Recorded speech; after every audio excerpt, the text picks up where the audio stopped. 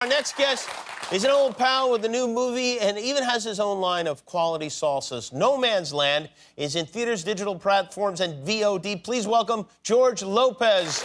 George, how are you? I'm good, Jimmy. How are you, brother? Good. I like the way your hair looks right now. I have to say, thank you. First of all, I do want to say thank you for filling in for me over the summer as host of the show. And secondly... You know, listen, man, that neighborhood was a little bit dicey, man. Yes, let's look at your hair from that night when you were on the show. You had a full blonde, beautiful blonde head of hair, like Zach from Saved by the Bell. Why? Yeah, you know, that neighborhood, you don't want to be a blonde Chicano walking around that place.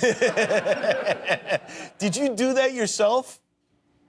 Well, I had Robert Ramos, who does like Jessica Alba and Kelly Clarkson, and he's a Chicano dude, you know, and he was like, you know, if it feels like it's burning, let me know. And I'm like, hey, Robert, man, it feels like my whole head's on fire. And he's like, oh, good. I didn't think it was working. And he just walks off. all my aunts did it, and I was the guy who kept the time because they never knew. Like, they would say, you know, hey, Georgie, in 3 more songs, you know, tell me because I got to wash this off. And then you would forget. And then they would say, is Judge Judy over? And you're like, yeah, it was over like half hour ago. Then they'd run to the yard and douse themselves with the hose. So that's how they measured it, by songs? By songs, yeah. They're like, when Always Is Forever, when Always and Forever is over, let me know because I'm going to burn my hair if you don't let me know. A literal heat wave going on in their head. When you were a kid, I know you loved Freddie Prinze, right? I mentioned his son, Freddie Prinze Jr., a minute ago. You loved him. He was your idol. You know, it was the only time in my life that I saw somebody for the first time. I think I saw him on The Tonight Show with Johnny Carson, and I fell in love immediately with him. You did. And I loved him too. And I love Chico and the Man. I love that show. But you must have been very young when he ended his life, right? How old were you?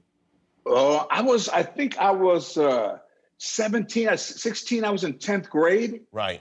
And that morning, I was pretty much in shock and very emotional. My grandmother had never seen me emotional. And I'm like, what's the matter? She's like, you know, Freddie Prinze died. And she's like, you're crying for that? You don't even know him. And I don't know. I love him. Yeah. She was a tough lady, your grandmother. I remember you talking about her. Yeah, very tough.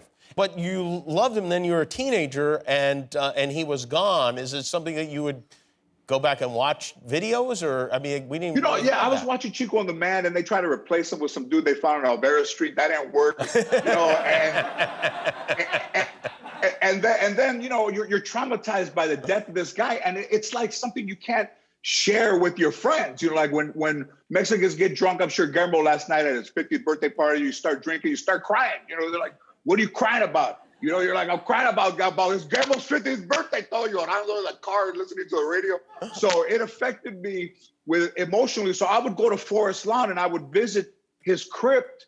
And I would just kind of go there. I don't know, like some weird dude just going to see some crypt. Wow. You'd go sit at his grave and you bring him, would you bring flowers or anything like that? I'd take flowers over there and I would talk to him, you know, and then one time I was like leaning into the headstone there and the headstone I noticed that it was a little bit loose, you know, like a little bit of, like it shook a little bit. Oh. So I would just go, hey, this, and I would just jar it back and forth.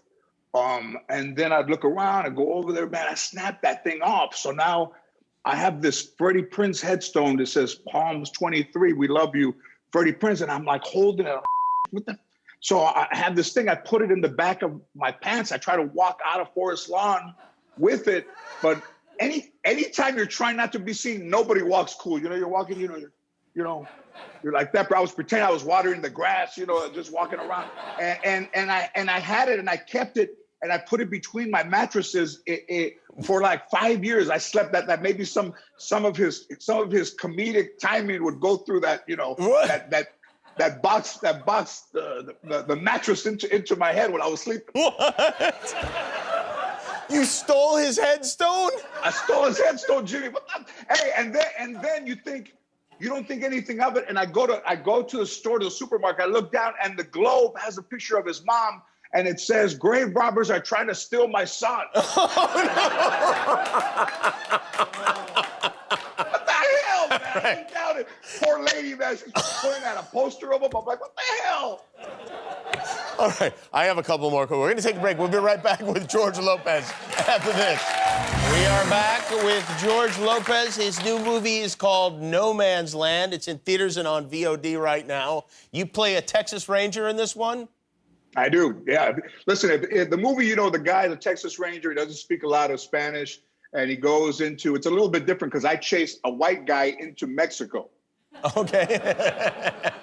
He's trying to escape into Mexico, and then I chase him in, and I don't speak a lot of Spanish. So if the movie was called for a guy from America, socially Mexican, but not completely Mexican, who doesn't speak the language, I'm like the perfect guy, because I realized, Jimmy, I can't speak Spanish if I don't start the conversation. Huh, interesting. Like if I say, ¿a qué hora cierran? They'll say 5, but if somebody says, ¿Los puedo ayudar, señor? I'm like, I go back. All right, let's get back to this grave robbing. So you stole the headstone, you kept it for 5 years, then what happened?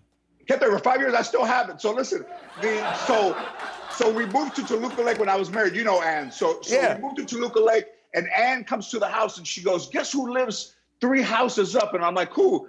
Kathy Prinze, Freddie Prinze's widow. And I'm like, do not say anything about the heads. I'm not gonna say anything. That's your thing. I said, please, whatever you do, don't say anything. This is like 25 years later. So then I go over there, and the first thing she says to me is like, I'm so glad that, you weren't trying to steal Freddie's body and that you have the headstone. I look at that, I'm like, what the did you do? I'm like, yeah, I wasn't trying to steal his body. I was just trying to get some comedy to rub off on me. George, you had another run-in with the authorities. You put a joke on Instagram about Trump that I thought was super funny, but the Secret Service did not. What was the joke? Remind us. Okay, allegedly there was an $80 million bounty on Mr. Trump. And I said, we'll do it for half. And the whole world erupted. And then, they're calling you and like, what did you say? That's a threat. I'm like, I'm a Mexican. That's an estimate. That's not a threat. That's an estimate. And if you can find somebody to do it cheaper, you hire that guy. I'm just telling you what I work for. And how long after that did the Secret Service come to visit? Probably about 4 days. And 4 days later. 4 days later, and they told me that 5,000 people had called to get for my arrest. I remember I watered the Hollywood Star, and I had said some things that were insensitive in specials. So they came to really determine whether I was a threat or not to Mr. Trump, and whether I would be going to the penitentiary or staying here in Los Angeles. And you got to stay. I'm still here, but I'm not the guy you want a letter of recommendation from. I tried to get Massimo out of prison. I'm like, oh, I know the governor. They're like, listen, man, you're one step away from going to Lompoc yourself. So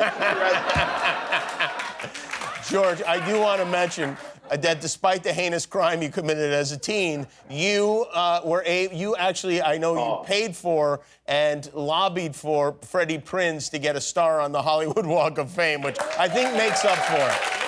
Thank you, man. I mean, I love him so much. I mean, what are the odds that I would even make it and then be able to do the star? But it's just a great, it's just a great life. It is one of the craziest stories I've ever heard. George Lopez, everybody. His movie is called No Man's Land. Thank you, George. We'll be back with Jimmy Parks.